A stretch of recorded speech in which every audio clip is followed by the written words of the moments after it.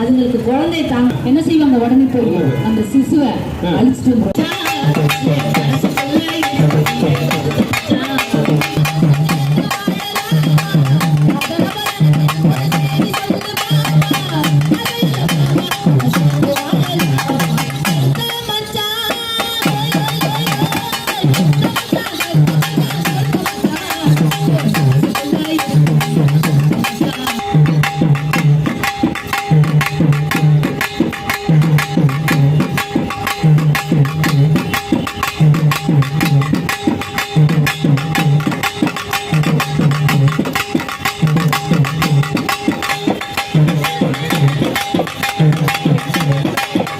ஒவ்வொரு சகோதரர்களும் நாங்கள் சொன்ன கருத்துக்களை பாட்டு மூலமாகவும் சொன்ன நாடகங்கள் மூலமாகவும் இந்த கருத்தெல்லாம் எடுத்து வீட்டு சென்று வீட்டில் மக்களுக்கு சார்பாக நன்மை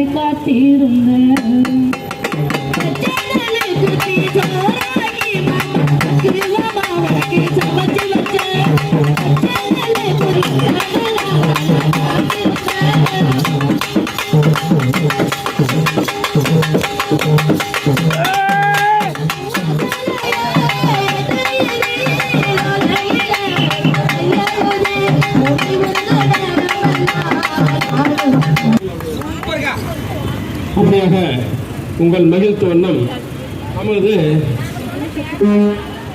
தேர்தல் வாக்காளர் படிவம் இப்பொழுது, அதாவது எஸ்ஐஆர் ஃபார்ம் அப்படின்னு வீடு விட வந்து கொடுத்துட்ருக்காங்க. அந்த படிவத்தில் நம்ம எல்லாம் என்ன பண்ணணும்னு கேட்டிங்கன்னா, ஏதாவது குழப்பமாக இருந்ததுன்னா அந்த பிஎல்ஓங்கிற அதிகாரி நம்ம வீட்டுக்கு வர்றாங்க.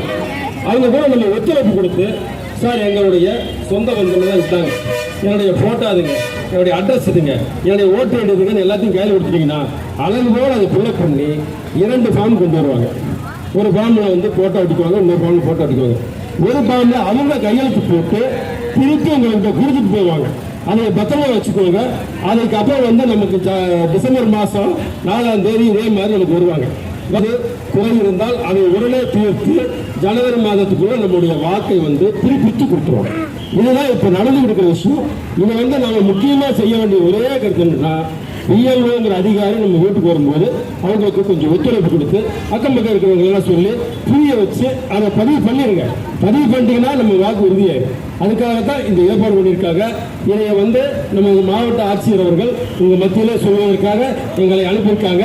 இதையும் ஏற்றுக்கொண்டு நீங்கள் சிறப்பித்து வாழ வேண்டும், சிந்தித்து வாழ வேண்டும், ஆரோக்கியமாக வாழ வேண்டும், அன்பாக இருக்க வேண்டும் என்பதை கூறி எங்கள் கல்யாணம் கலப்புக்கு வாக்களித்த